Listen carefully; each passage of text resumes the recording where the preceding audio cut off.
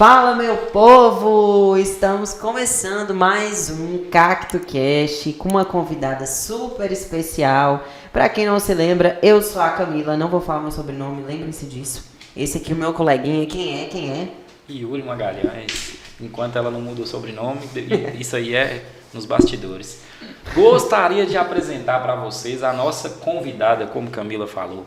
Tem só no currículo aí Norte Esporte Clube, shopping, tem Prisma e tem muita coisa, muita história que vocês vão saber aqui ainda, porque eu vou deixar para ela contar. Ana Maria, seja bem-vinda. Obrigada, agradeço primeiro o convite para estar aqui. Muita história para contar, né? Vamos bater papo e relembrar algumas. Certamente tem umas que até estão escondidinhas lá na memória, mas a ideia é a gente trocar essa ideia aqui e lembrar de coisa boa. Você vai contar o que você quiser, porque nós estamos doidos para ouvir qualquer história que você tenha para contar, né? Com uma mulher com um currículo desse, gente, pelo amor, né? Não tem como. Mas então, você quer começar a perguntar, Yuri? Eu até deixei claro para a Ana alguns dias atrás. Ana hoje é minha referência em marketing aqui, porque todos os locais que você vai, onde você vai, você escuta muito bem de duas palavras, que eu nem sei se já chegou em vocês, que é passou por tudo e teve humildade. Então eu queria que você começasse um pouquinho da trajetória, como que a Ana Maria começou nessa área que ela está hoje. O jornalismo para mim foi um caminho que ele teve um caminho um pouco não em linha reta, sabe? Porque a criança Ana Maria sempre quis ser jornalista. Mas eu não entendi às vezes que eu queria ser. Eu tenho lembranças na casa do meu avô, sentada atrás de uma mesa, aquelas mesas grandes, típicas de casa de avô, e tinha debaixo do vidro um juramento de Rui Barbosa. Nossa. E eu sozinha, eu sempre fui uma criança muito, muito tímida, muito bichinho do mar. Aí eu entrava para essa sala, fechava, ficava atrás da sala, da mesa, e lendo o juramento de Rui Barbosa, olhando para frente, como se fosse uma apresentadora. Mas aquilo para mim era muito natural. E sempre gostei de escrever, sempre fui devoradora de livros. Minha mãe era bibliotecária.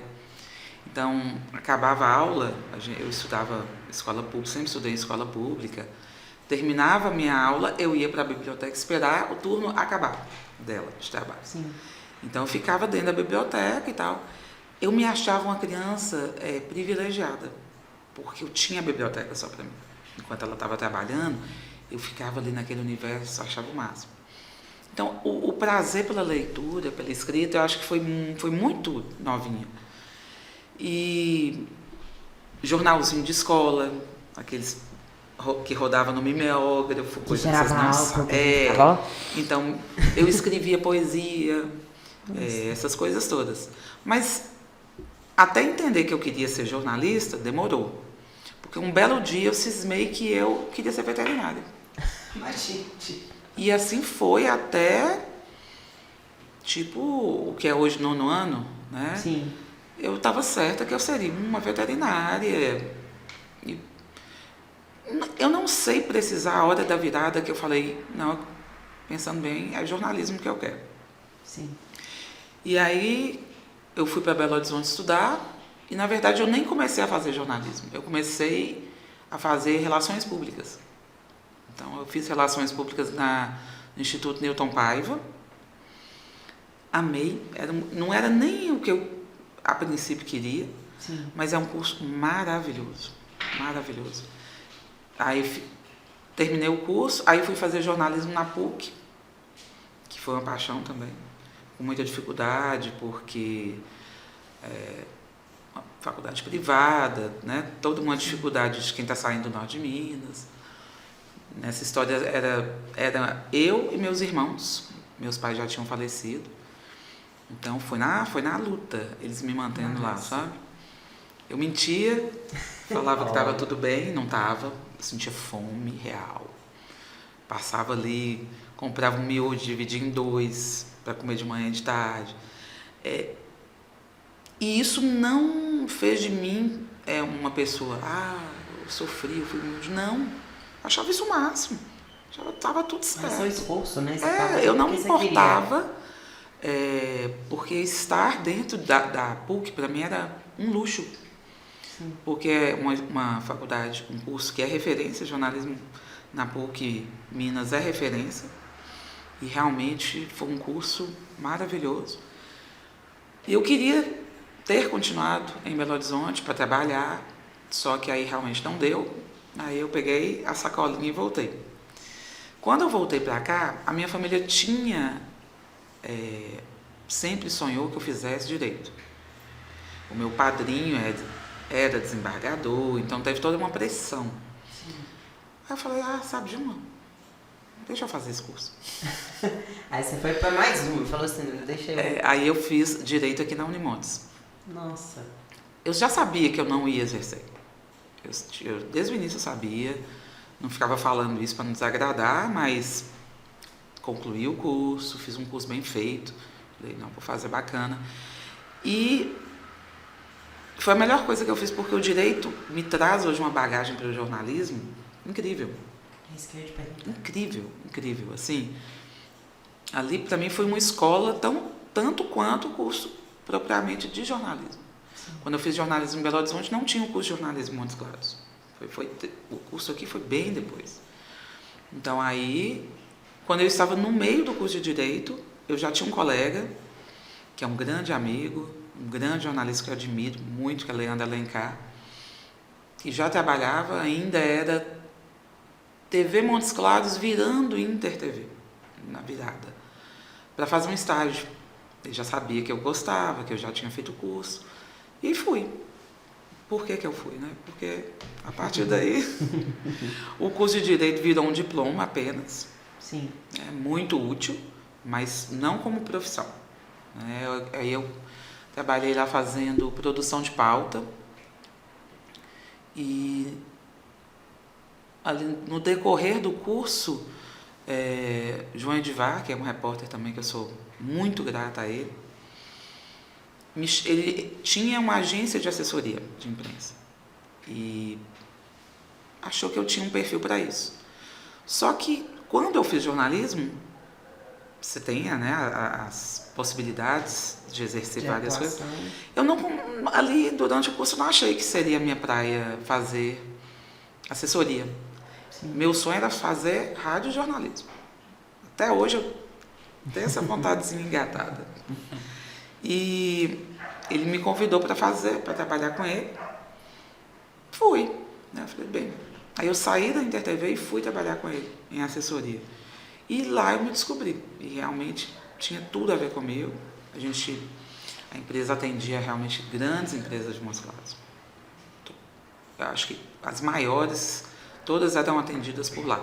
Era uma época que a assessoria de imprensa em Montes Claros ainda era uma coisa muito, muito pouca gente fazia assessoria, prestava assessoria. Sim. E ali eu fui aprendendo, na prática mesmo. Passou um tempo, aí eu comecei a atender, aí as empresas, algumas empresas começaram a me chamar para atendê-las internamente. Ao invés de a empresa, né? Aí eu agradeci muito a oportunidade de aprender com eles e fui atender a empresa dentro dela, né? Internamente. Você virou sua marca. Mas eu demorei um pouquinho a entender que eu tinha virado uma marca. Para mim, até então eu trabalhei como seletista há muito tempo, né? Assim, fazendo assessoria, mas um regime de seletista. Sim. E aí eu passei por muita coisa boa, porque eu atendi Santa Casa, hospital, todos os hospitais, faculdade, assim, eu digo sempre, o que me faz ser o que eu sou hoje foi, eu brinco sempre, ser rodada, sabe? Porque o ser rodada me ajudou muito. Não porque eu não ficava num lugar, é porque quando você é assessora, você pode atender vários clientes, desde que não se conflitem, né? Sim. E assim, eu aproveitei tudo que vi. Tudo. E nessa história fui construindo. Aí os jobs foram aparecendo, e aí eu vi uma oportunidade de não mais ficar vinculada a uma só empresa ali, num sistema de cumprir horário. Sim. E fui começando a absorver outros clientes e atendendo. E aí, talvez, estava nascendo uma marca, que seria meu nome, E eu não tinha percebido. Pra você ter ideia, eu não tenho uma empresa. Assim, eu tenho empresa formal e tal, mas eu digo, eu nunca tratou como... tratei um nome fantasia. Como Minha empresa se chama isso. Sim. Não. Eu não. Uma coisa que até hoje eu brinco, eu nunca tive, e é real, um cartão de visita. Nunca. Nunca precisou. Porque a pessoa já chega, ela já é o cartão de visita. Ou talvez foi até uma displicência minha. Talvez eu tivesse. Seria legal ter feito, mas pelo fato de eu estar ali absorvendo e seguindo, eu não fiz um planejamento de carreira. As coisas foram acontecendo. E em algumas empresas eu trabalhei por muito tempo. E elas me ensinaram muito. Eu fiquei muitos anos na Coteminas. Então era uma referência muito grande. Era uma empresa, na época a Coteminas tinha 5.000 funcionários. Né? Então a gente fazia muito ali. Embora na Coteminas não era muito papel de assessoria de imprensa, não. Era muito endomarketing. Então eu trabalhava ali internamente, na comunicação interna e alternando com outros. E aí com o tempo as coisas vão acontecendo. Aí eu comecei a trabalhar com alguns segmentos que se tornaram um pouco assim, meu forte hoje. Alguns segmentos hoje eu posso dizer que viraram uma referência. Sim. Embora o que vier, a gente está pronto. E eu ia até falar isso, né? Quando eu te conheci mesmo, eu comecei a fazer jornalismo, não terminei, porque eu realmente, minha área era marketing. Eu vi que minha área era marketing lá dentro da faculdade de jornalismo e vi que não era o que eu queria naquele momento, porque hoje eu falo que eu sou outra pessoa completamente diferente, penso totalmente diferente do que eu pensava lá. E aí eu vi naquele tempo lá, você já era eu já escutava muito comentário sobre você em uma determinada área. Aí passou um tempo e eu acompanhando ali os Jogos do Norte, aí eles anunciaram como um reforço, sabe? Anunciou como um reforço, falou, chegou, agora está em boas mãos nossa assessoria. E colocou, eu falei assim, moço, mas Ana também está em tudo. Agora já está no futebol também. Eu acho que eu sou um pouquinho ousada ao aceitar alguns desafios, sabe? E agradeço a todos, porque quando um cliente te faz uma proposta num segmento que talvez você não tenha uma experiência anterior na área, ele está te oferecendo um desafio. Né? Quando te chama para fazer algo que você já fez, está tudo certo. Você está tranquilo, você tem segurança. Mas quando chega um convite para você fazer assessoria num segmento que você não tem o domínio dele, te trava, mas ao mesmo tempo eu sempre quis arriscar. Eu me recordo que eu fui assessora de imprensa da equipe de vôlei. Né? Quando tudo começou, chegamos a ser vice-campeões. Eu fui na final em São Paulo. Seu primeiro esporte foi lá? Foi. Primeira vez que eu fiz assessoria esportiva. E algumas coisas marcam, né? Eu tenho o Vitor hoje como um amigo, um cliente e uma pessoa que me inspirou e me inspira todo dia mesmo a vencer desafio. Eu sentei com ele explicou o que ele queria, o que ele precisava, eu escutei e eu falei, esse moço é doido. Falei, deixa eu te falar, agradeço, entendi o que você precisa, mas eu não vou conseguir te atender. Eu assisto vôlei esporadicamente, eu não sei nem a regra direito do esporte. Como é que eu vou poder ser uma assessora de imprensa de uma equipe de vôlei? Ele parou, olhou para mim e falou assim, eu quero a assessora. Vôlei, você aprende aí, vai aprendendo, vai assistindo aí, aprende. Aí, nessa hora, eu entendi que para ser assessora, você não precisa dominar, talvez, ali o segmento. Basta você ter, pelo menos, a noção básica dele e o tempo vai te mostrando e você, se quiser, vai entendendo um pouquinho mais. E aí foi me dando uma segurança para encarar o desafio. E ele olhou para mim e falou assim, você vai ser assessora da equipe que vai ser campeã, porque eu vou chegar na final.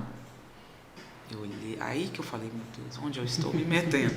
Porque era muito absurdo, né? Assim, ele criou tudo assim, e poucos acreditaram e realmente chegamos à final.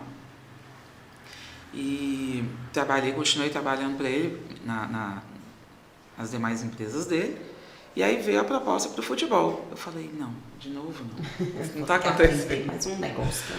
Isso não está acontecendo. Futebol? E eu me preocupei um pouco mais com futebol. Futebol é paixão, né? Envolve não é só a questão do esporte e entender do esporte. Tem mais sentimentalismo no futebol. Tem um sentimento e tem um nicho. E eu sabia que eu ia... assessora de imprensa no vôlei, vamos dizer, é mais comum, tem muitas. Mas assessora de imprensa no futebol é complicado. É específico, né? E não adianta, lamento quem fala, não, isso mudou. Hoje não é normal. Não mudou. Não mudou. Vem mudando bem, eu falo que bem aos pouquinhos. Eu acho que é mais discurso. Eu ainda acho que é um discurso, discurso, de dizer que é normal. Não, mulher no futebol. Não. A mulher, ela chuta a parede todo dia. Sim. A juíza, a bandeirinha, a comentarista, A jogadora. a narradora, a jogadora. Ela tá lá porque ela chuta a parede. Não é porque estão abrindo. Não, peraí, vamos abrir a porta. Senão agora você é bem-vinda. Exatamente. Não, não é. Então, eu lidei com isso também. Eu sabia que ia ter resistência. Local, talvez até da própria imprensa, de credibilizar que eu entenderia de futebol. E não tive nunca intenção de ser uma exímia entendedora de futebol. Não. Eu preciso ser uma competente assessora de imprensa. Preciso levar as notícias do meu cliente, fazer a ponte, estar disponível, gerenciar crises quando houver. Preciso ser isso. E aí a coisa vai fluindo, né? Sim. Você percebe ali uma outra resistência, mas alguns anos de experiência vão levando, tá tudo certo, sabe? Você vai saber lidar, né? Na hora da crise, você vai saber lidar. Exatamente. Porque no marketing isso também acontece. A gente costuma dizer que, eu pelo menos sempre que vem um cliente de um nicho que a gente nunca atendeu, a gente fala assim, olha, a gente precisa ser uma via de mão dupla, porque a gente é especialista em marketing. Do seu negócio, você é especialista, a gente não é. Porque senão a gente seria especialista num nicho só. Exatamente. E a gente atende um monte de nicho diferente. Saúde, negócio, energia solar, pessoa física. Então, a gente não consegue saber tudo sobre... Né? Ninguém sabe tudo, mas a gente não consegue ser especialista no seu negócio. Por isso que, né, a comunicação é importante ali nessa parceria. Mas a gente é especialista em marketing, então o que a gente precisa saber é o que a gente vai conseguir aplicar nesse negócio e aprender sobre ele, o que a gente precisa aprender para poder chegar no melhor resultado. Exatamente. A questão do jornalismo, e não importa de que lado do balcão você está, ou como assessor, ou como produtor de conteúdo dentro de uma redação, você precisa saber elaborar a notícia. Sim. Né? Levar a notícia. Então, se eu estou no futebol, qual é a notícia? O que eu preciso levar de informação para todos os públicos? E minha preocupação era levar a notícia, aliás, com todo cliente é assim, levar a notícia para qualquer público que vai consumir. Não só aquele que devora futebol, sabe tudo de futebol, mas Dona Maria, que foi pela primeira vez no Cassimiro, na Arena Credinó, assistiu o Jogo do Norte. Ela também quer entender. Então, eu tenho que traduzir a notícia para ela da forma que ela também entenda, não colocando a notícia rasteira, mas... Numa linguagem que todos compreendam. Sim. O papel de pegar um segmento e discorrer sobre ele, fazer análises, é de comentarista, é de crítico. Verdade. Não é papel de assessor. O assessor informa, o assessor faz a ponte e... Para isso eu tenho colegas maravilhosos aí em todos os segmentos que vão discorrer sobre isso. Então, quando eu venci essa barreira, e lá no vôlei eu venci essa barreira, no futebol eu estava mais pronta para encarar. Sim. Então foi mais tranquilo eu aceitar o desafio. Eu trabalho com segmentos muito diferentes um do outro. Educação, esporte, evento, show, comércio varejista, né? O Montes Claros Shopping é um espaço, por exemplo, que eu também, quando eu cheguei, eu falei, bem, eu preciso entender do comércio varejista, eu preciso entender o mercado de shoppings no país. E foi um aprendizado. E todo dia é um aprendizado. O problema é quando o assessor acha que ele já sabe tudo. Se ele já sabe tudo, então ele se aposenta, põe a mochila e dá espaço para outro. Não precisa mais aprender. Não precisa mais. Então, com meus clientes eu aprendo todo dia, sabe? É uma troca muito boa. E eu sou suspeita, porque meus clientes são os melhores. Sabe uma coisa que eu vejo, assim, até pra mim, porque eu já sou aqueles que, tipo, eu sei muito de futebol, mas eu fui com minha esposa, por exemplo, que não sabe tanto, com minha mãe que não sabe nada, com meu pai que também é igual eu assisti o Jogo do Norte, né, na Arena Credinou. E a gente tava até analisando, eu tava analisando a parte, assim, que é de sua área, né, a conversa entre eles. E aí meu pai pegou e comentou assim, ele falou assim, moço, eu acho que foi o primeiro jogo, quando foi campeão. Eu acho que a gente vai chegar aqui e vai ter a mesma coisa que a gente teve com o Funorte, porque tinha muito isso, você via muito esse comentário no primeiro jogo. De assim, ó, o Funorte caiu, ficou lá e caiu. Só que, tipo assim, a informação, ela chegou tão grande que nesse dia, eu lembro que nesse dia teve algumas coisas lá do Norte, já para mudar aquela visão. Teve um marketing muito grande, teve uma estrutura lá fora totalmente diferente da época do Funorte, porque eu fui assistir Funorte e o Galo quando jogou aqui. Fui até a primeira pessoa que entrou no estádio e eu via uma diferença muito grande nesse campeonato que o Norte ganhou, de como a informação chegava até a gente. Porque a informação vinha antes, não era uma coisa que você ficava sabendo por fulano, ciclano, que vai ter um jogo, não.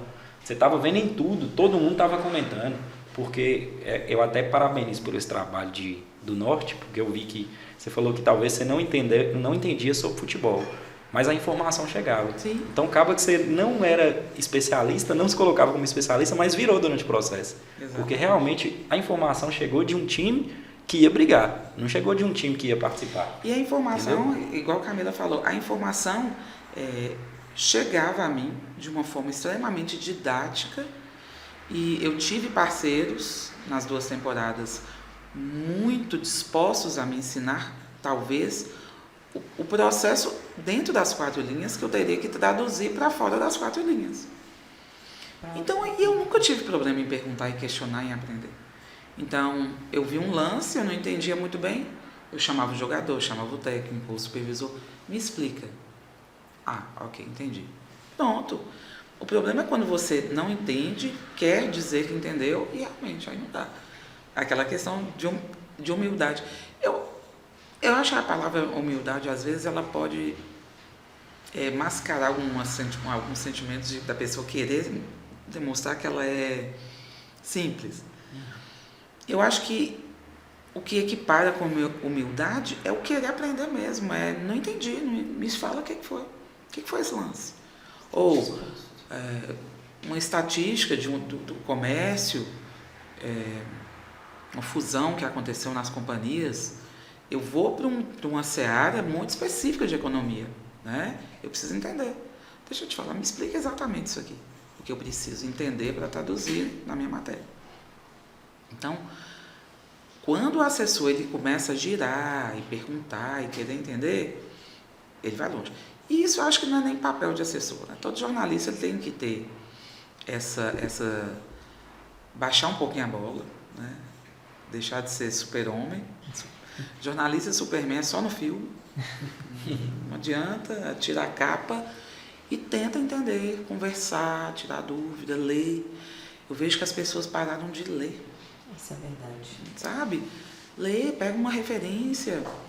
A gente está aqui no podcast. Hoje a gente tem podcast em todos os segmentos que você pode escutar referências falando. Sim, sim. Quantos dias eu estava fazendo faxina ouvindo podcast de futebol? Juca, Kfouri, referências aí. Eu ficava escutando. Pegando ali o traquejo, o jargão. Aí eu ia para outro... peguei um desafio. Vou fazer... Você vai trabalhar agora, fazer assessoria de um colégio do ensino médio. Eu tenho que falar a língua do meu aluno do ensino médio. O que a garotada está falando? É verdade. Né? Então é isso, é ter curiosidade, sabe? Eu brinco sempre. Por isso que eu brinquei mais fora do ar com vocês a questão de idade.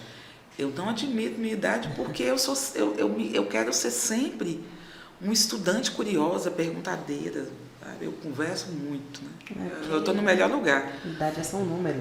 Porque eu não perdi ainda a essência de querer entender e aprender. Pode ser que isso aconteça, pode. Não sei. Mas enquanto ela estiver ali, a gente vai indo. Um pouquinho mais tombada, né? Um pouquinho mais a gente vai. Não passa um pouco mais lento às vezes, Exato. mas A vida é um eterno aprendizado mesmo. E assim, a gente aprende não só, né, com livro, a gente aprende muito com as pessoas. Sim, Né, com o comportamento das pessoas, com o que as pessoas falam. Eu mesmo falo que aqui na agência, quando a gente decidiu, né, assim, vamos formar a Cacto, o que foi identificado foi assim, nós somos 4 pessoas que são especialistas em 4 áreas diferentes no marketing, e juntando nós 4, nós conseguimos criar uma base muito fortalecida. Então foi um desafio que a gente enxergou, né, precisamos ali solucionar essa lacuna.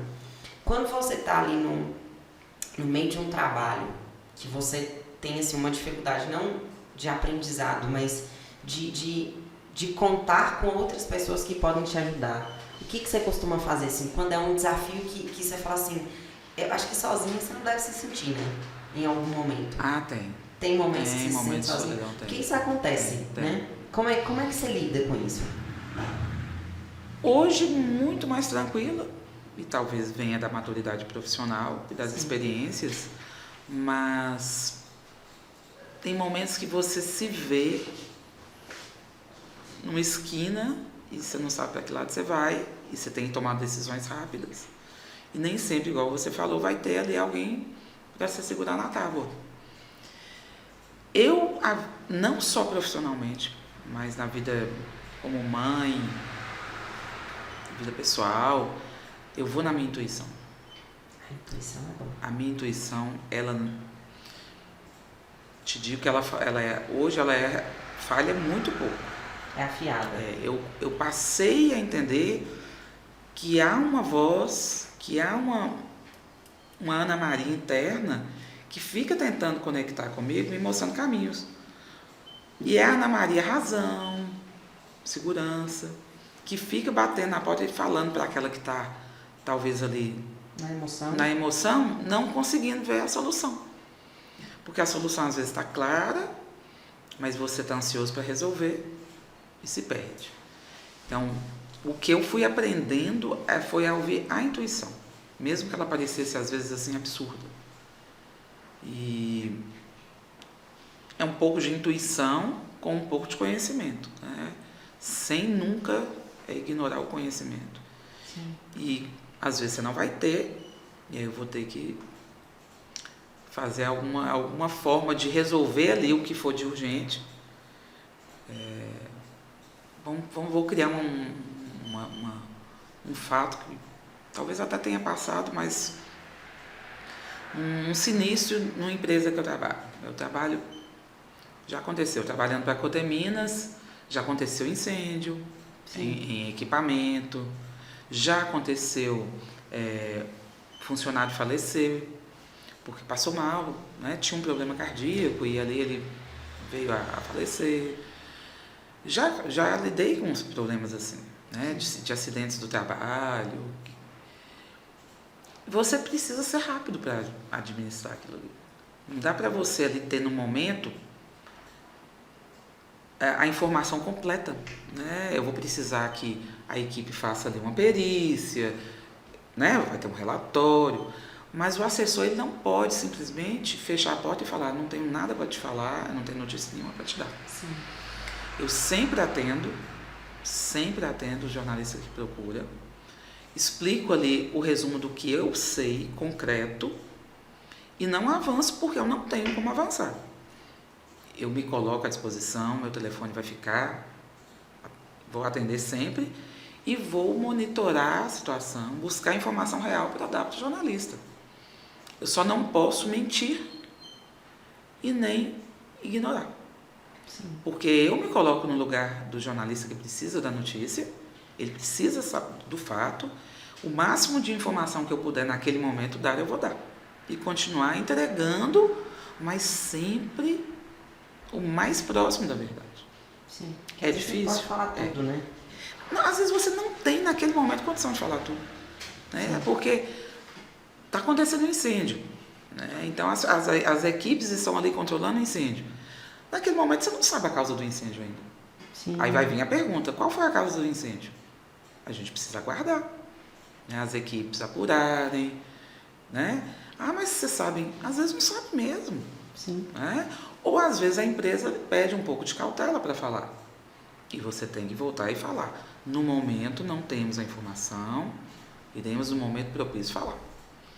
O que para mim não concebe hoje é um assessor que não está disposto a falar, ou a informar, ou a ajudar.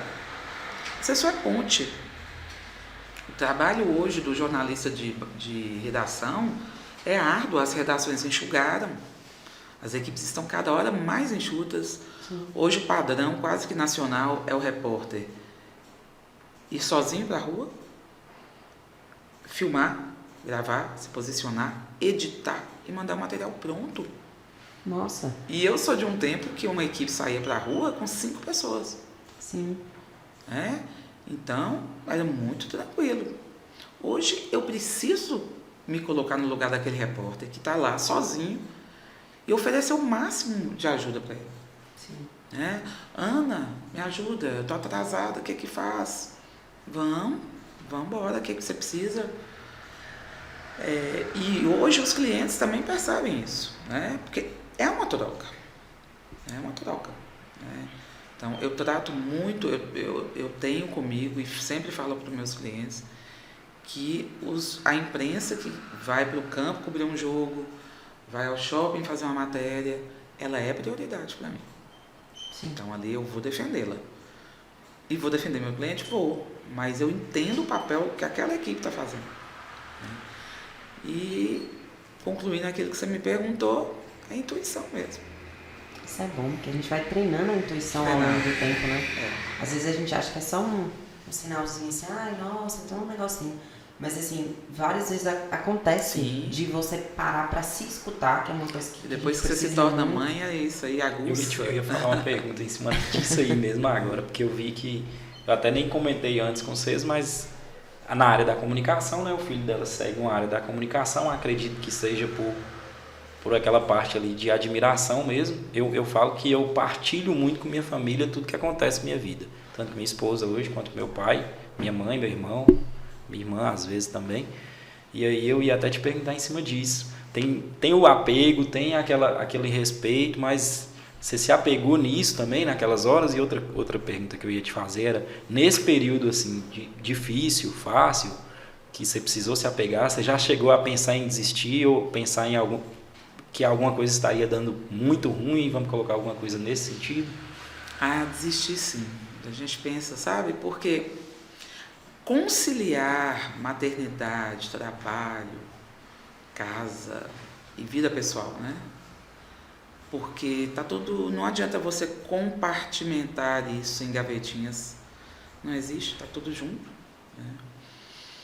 Eu sempre serei a mãe culpa, meu sobrenome é mãe culpa, embora eu acho que eu sou uma boa mãe.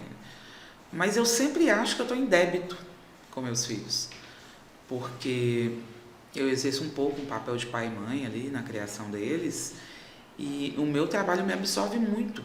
Sim. Muito, fim de semana, feriado, alguns dias eu não vejo meus filhos, ou preciso de uma ajuda ali, de uma rede de apoio, que nem sempre eu tenho, porque as pessoas têm seus compromissos. Mas eu tenho uma pequena rede de apoio que me ajuda muito. Só que meus 2 filhos, eles na barriga eles já acompanharam uma mãe 220. Sim. Eu trabalhei até a véspera de ter meus filhos. 9º mês eu trabalhando normal em evento. E eles sempre acompanharam esse ritmo, sabem que esse é o trabalho. Eu tenho um filho de 16 anos que vai fazer cinema. É o curso dele desde os 7 anos. Ele nunca mudou. Gente, que fantástico. Nunca mudou, sempre foi cinema. E ele vai fazer cinema, embora ele goste de tudo um pouco. Ele escreve, quem me dera escrever como ele escreve. Quem me dera ter a rapidez que ele tem de raciocínio. Eu brinquei e falei, Rafa, hoje é meu primeiro podcast.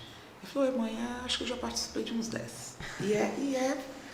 Ele entende tanto de cinema, que ele começou a fazer parte de grupos de cinema pelo país e participar de podcasts discutindo filme, analisando o diretor. E assim, isso dá um baita orgulho, porque foi um processo natural. Eu sempre falei para ele, você vai ser o que você quiser. Sim. Não importa o que. Agora, decidiu o que quer, te prepara. Te prepara que eu vou tirar seu sangue. Mas veio uma admiração junto também, né? Por essa área da comunicação, Nossa, por essa parte que você passou. Porque assim, ele ir para a área de humanas para mim é muito bacana, porque né, a gente tem hora que senta, bate papo, troca muita ideia. Só que ele vai longe. Porque assim, é uma geração muito antenada, né? Uma geração rápida. Sim. E eu tenho um pequeno de 8 anos, que se esse de 16 está ligeirinho, Imagina eu tenho esse. o que vem por aí. Porque é muito comunicativo também. Tem uma coisa da mãe que fala, né? Tem. Que a gente vem, o mais novo ele teve a influência da mãe, que veio da comunicação. Mas o mais novo ainda, ele vai ter a influência da mãe e do irmão mais velho. Na verdade, a referência dele, eu posso falar isso, é o irmão. O irmão é um totem dele. Eu tenho duas e eu vejo que a referência da de 2 anos é a irmã de 8. E até pela questão da diferença de idade deles, né? Que é uma diferença bem grande. E eles se esperam em tudo, imita. Por exemplo, o Rafael tem um prazer pela leitura inigualável. Ele consome 6 a 10 livros mês, assim. Não lê mais porque o próprio ensino médio vai absorvendo, né? Mas ele lê muito. O presente que ele quer é livro. E o pequeno tá aí na mesma toada. E é muito bom porque o de 8 hoje é uma geração totalmente eletrônica. Sim. Por mais que eu tente segurar, eu também não tenho como proibir. É uma geração eletrônica. Mas ver o mais velho influenciando o mais novo a ter o prazer do livro, eu escutei eles acham que eu não estou escutando, mas eu estou ligado. Você está ouvindo tudo. Olha, o mais velho falando pro mais novo, vocês têm que cheirar o livro. Eu falei, gente, o bom, pega um livro novo, esse livro seu é novo, abre ele, cheira. Por que eu vou cheirar o livro? Cheira, escuta o que eu estou te falando, olha a capa, vê como é bonita. Quando você for comprar, olha tudo. Então, assim, sabe? Então, olha que referência eu estou tendo ali. Quando eu vou para a luta, quando eu estou fora, ausente, eu tenho um sentimento de mãe, a culpa de uma mãe que não está ali fisicamente com eles, mas minha missão está cumprida hoje, né? Eu sinto a missão cumprida porque o legado que eu estou deixando para eles é de conhecimento. O que eu penso lá em casa mesmo, quando eu tô longe também, porque realmente a gente sempre vai ter essa consciência pesada de que eu poderia ter feito mais, isso é coisa da mãe e do pai presente. Exato. Eu falo que meu pai sempre ficou naquele negócio, eu tinha que ter feito mais. Pai maravilhoso, não errou em nada, e a gente fala pra ele, mas eu podia ter feito isso, eu podia ter feito aquilo. Né? E eu falo que eu fico desse jeito aí também, quando eu vou nos lugares, até comento muito com Camila e Thomas, que a gente tem muito esse convívio, de que minha filha é mais nova, aí a gente fica assim, eu fico, moço, Betina me falou isso, Betina me falou aquilo, e tem coisa que eles não sabem que a gente está escutando, sabe? Você tá lá parado assim, com aquele ouvido na porta, aí você fica tipo assim, você se enche de orgulho, e ele sai lá fora, você já volta para aquele pai que nem escutou, nem estava com o ouvido na porta, não é enxerido, nem um pouco. Os filhos vão ser sempre um padrão, né? Eu tenho um adolescente em casa, então ele vai ter o comportamento de um adolescente, né, que às vezes vai conflitar. Só que a gente se parece muito. Então, os conflitos entre nós são mais recorrentes, porque no fundo, a gente é muito igual. E eu adoro que ele seja igual.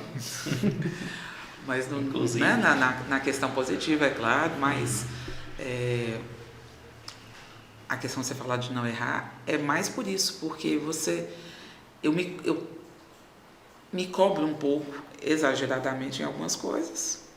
Talvez agora eu estou começando a entender que não adianta muito, mas é do meu perfil me cobrar muito mesmo, querer sempre achar que podia ter ficado melhor. Tem uma autocobrança sempre. Eu fecho um relatório para o cliente, eu falo, aquele dia passou isso.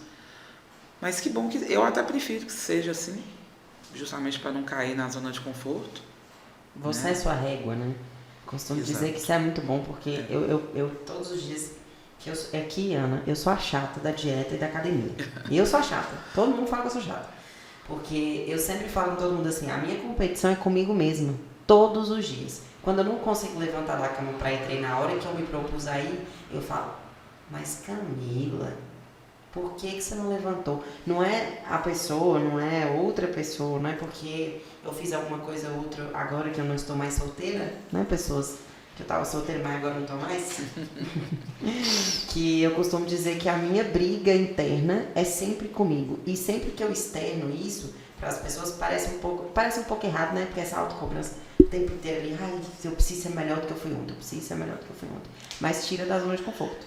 Agora o problema de ser uma pessoa que se cobra muito é que você passa a cobrar quem está à sua volta, querendo que a pessoa seja igual a você. Exatamente. Isso você pai, você sabe muito bem. O risco de você transferir isso para os seus filhos. Meus filhos não têm o mesmo ritmo que eu. E a gente quer que tenha. Eles, naturalmente, são um pouco mais tranquilos. Eu sou muito acelerada. Aí você fala, mas você quer que a pessoa seja acelerada. Sim. As pessoas têm suas histórias, têm seu perfil, cada um é um. O ruim de pessoas muito ansiosas ou muito rápidas, né? Muito... Beijo, amor. Aceleradas. É porque você acaba transferindo isso, cobrando isso. Eu me vejo conversando com meu cachorro. Come logo, vambora. Ah, meu filho, mas gente, é um cachorro, sabe assim? Então, e você lida com prazo, né? A assessoria lida com prazo. Né? Então, o fato de lidar com prazo, trabalhar com uma profissão que tem prazo, eu tenho prazo para entregar a informação, e muita regra, né? Agora mesmo eu estou à beira de um evento que é um evento grande que traz regras. Sim. Porque a regra minha, a regra do cliente, a regra do... São várias equipes juntas, todo mundo com regra. Então, se você não criar um mecanismo para andar por entre as regras e cumprir sem se tornar um chato, é tênue, você tem que saber. Porque senão você fica chato mesmo. Você se torna uma pessoa sem você se aguenta. Exatamente. Por isso que eu falo, o tempo é meu melhor amigo, é o tempo mesmo, porque você vai... Não, pode ser. Relaxa um pouquinho. Dá uma volta, toma uma cerveja, tá tudo certo. Lá em casa quem dá uma segurada mesmo é minha esposa. Inclusive a mulher mais linda do mundo. A gente comenta muito sobre isso, sabe? Até sobre esse podcast. É uma coisa que me deixa muito ansioso. Camila já sabe também o tanto que eu sou ansioso com tudo. E eu sou desse jeito também. Tanto que eu acredito que eu e Thomas são muito parecidos. Porque pra gente é assim, igual você falou de cobrar. Eu já sou um pouco diferente. Eu cobro muito, mas eu acredito muito nas pessoas. Então tem hora que a pessoa talvez não consegue entregar no mesmo tempo que eu. E eu acredito, falo, moço, mas você tem que entregar porque eu sei que você pode. Entendeu? Então, para mim já é um pouco diferente. Tipo, eu não cobro tanto dela, eu acredito mais nela. Só que aí, basicamente, o final ali, a gente fica tipo assim, eu não vou dizer que é frustração, porque não é. É tipo assim, moço, mas você pode mais, eu sei que você pode mais. Entendeu? É aquela parte de acreditar. E os pais fazem isso com os filhos, né? E é por amor, né? Não tem outra forma de dizer, é por amor. Você quer, e num mundo hoje competitivo, como a gente está, você precisa de acelerar um pouco os processos. A minha pressão é maior porque eu me sinto muito responsável pelo futuro deles e o que eu vou deixar para eles. Então eu preciso dar uma acelerada mesmo. Eu tenho que estar ali o tempo todo dando resultado para eles entenderem que a pressão vai vir, não cochila não, vamos embora. Ah, eu já estudei, eu já estou pronto para a prova. Eu falei, não, para mim não serve. Eu não quero que você esteja pronto para a prova. Eu quero que você esteja pronto para o Enem. Para a próxima etapa, né? Eu estou lá na frente, entendeu? Mas tá tudo certo. Eu falo isso muito lá em casa também, porque tipo, eu sou muito de pessoa mesmo, sabe? Muito de pessoa. Meu sonho, todo mundo sonhava em fazer medicina, todo mundo sonhava em fazer direito na minha época, né? Na época de estudo, eu sonhava em ser pai. Então, eu até fui pai precocemente, não era uma coisa daquela hora que eu esperava, mas eu não consegui ficar triste. Tanto que a gente até brigou por isso, mas eu não consegui ficar triste. Então, eu comento com os meninos aqui que depois que eu me tornei pai mesmo, que nasceu, eu tenho essa culpa de eu posso ser melhor, mas também quando a gente começa a descobrir que eu acredito que você já tenha passado por isso, porque só de te escutar dá pra ver isso, quando você começa a perceber você está colhendo, que você está vendo que a pessoa que porque eu vejo que você enche mesmo os olhos para falar dos seus filhos, então você vê que está dando certo, sabe? Por mais que você se cobra, é você muito vê. recompensador quando você vê resultado. Muito, muito, muito. Um livro, essa parte do livro mesmo, é gratificante demais para a gente como pai. Assim, tem umas coisas que marcam, né? Teve aquelas bolsão, né? Que tem todo fim de ano. Sim. Eu nem sabia a data, sendo sincera, eu não sabia a data que ia ser a prova, nem nada. Ele foi lá, ele fez a inscrição, fez a prova, até tudo certo, né? E eu não me planejei financeiramente contando com bolsão, porque eu acho que eu nem sabia o que ele ia fazer. Aí passou um tempo, a escola me liga, você é mãe de fulano? Isso. Aí eu falei, eita, pronto. O que fez? Não, ele passou em primeiro lugar no bolsão. Aí você para e fala, sabe? E vem todo um misto de emoção, sabe? Que às vezes você nem tem dimensão do que você está entregando, do que você está deixando, né? E é o que eu sempre falo, eu aprendi uma regrinha que hoje eu sigo muito à risca, demorei um pouquinho. Eu tenho que admitir que eu demorei talvez até muito, mas hoje eu sempre falo, até o Joel J segue isso, eu gosto muito dele, acompanho, eu acho bacana. Nunca inverta a ordem. Saúde, família, trabalho. Por um tempo eu questionei essa sequência, eu falei, não, teria que ser família, saúde, trabalho. Eu também, viu? Aí eu falava, mas claro, se eu não tenho saúde, eu não cuido da minha família. Se eu não cuido da minha família e não tenho saúde, eu não trabalho. Aí eu fui entender que a saúde realmente tinha que estar acima. É a história do avião, você sabe a história do avião? Exatamente. Se você não colocar a máscara de oxigênio primeiro em você, quem está com você, como é que você vai salvar? Como é que você vai ajudar a salvar? Realmente. Então, hoje eu tenho procurado muito manter essa sequência de prioridade. Importante. Acho válido. Admiro muito os meus clientes, porque eu acho que os seus clientes têm que ser objeto da sua admiração. Sim.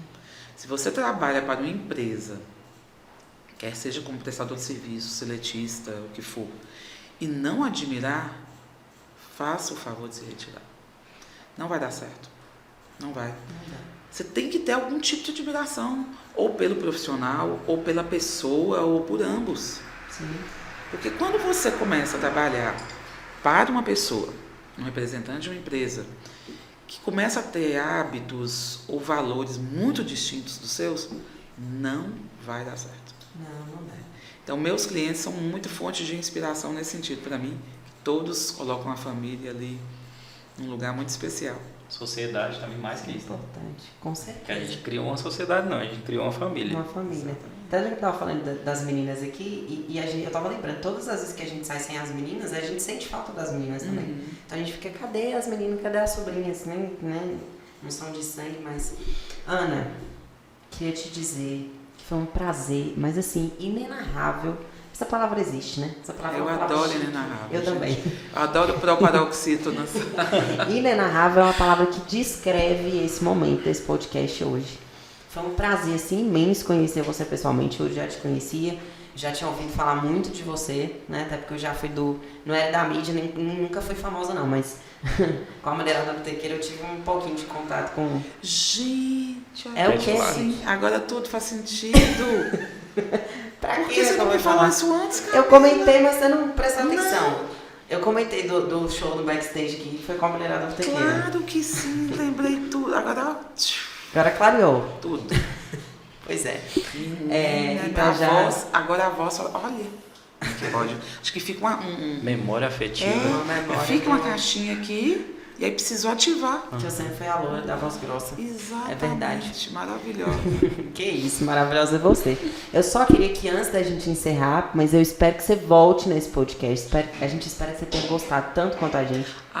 Foi uma primeira vez incrível. Ai, que As bom. primeiras vezes marcam, viu? Que bom, que bom. É sua. A casa é sua. A cacta é sua, mas eu queria que você cacta deixasse uma mensagem para os nossos telespectadores, nossos, como é que fala? Assistentes, ouvintes, assistentes. Eu adoro inventar palavras. Queria que você deixasse uma mensagem, uma coisa que você acha que que você queria deixar aí para o pessoal, pode ser de carreira, esse negócio que você falou da família é muito interessante, mas uma coisa sua, que você pensa assim, o que você gostaria de deixar, uma mensagem para quem está assistindo a gente? Nunca fique onde não te cabe. Nossa, que frase maravilhosa. Nunca. Isso vale para tudo, né? Mas como hoje a gente bateu um papo sobre assessoria, não fique onde não te cabe, porque você não vai conseguir entregar. Se você não conseguir entregar o que você se propôs a fazer, deixe e busque outro desafio. O desafio só vale se você consegue entregar. Talvez você não entregue tanto, ou o seu nível de exigência consigo mesmo seja muito alto, mas coloque a meta de entregar. Mas para entregar, você tem que estar feliz onde está. Sim. Então, essa frase hoje eu uso ela em tudo. Amizade, amores, família, tudo. Até na família, né?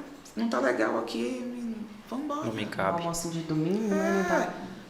Vamos passear, vamos pro parque, mas nunca fique onde não te cabe. Maravilhosa. Agora, outra coisa que eu ia te falar. Antes eu tinha uma admiração muito grande por você como profissional. Sempre te falei isso desde a primeira vez, mas hoje como pessoa, como mãe, como profissional, realmente acima da média, ser humano acima da média.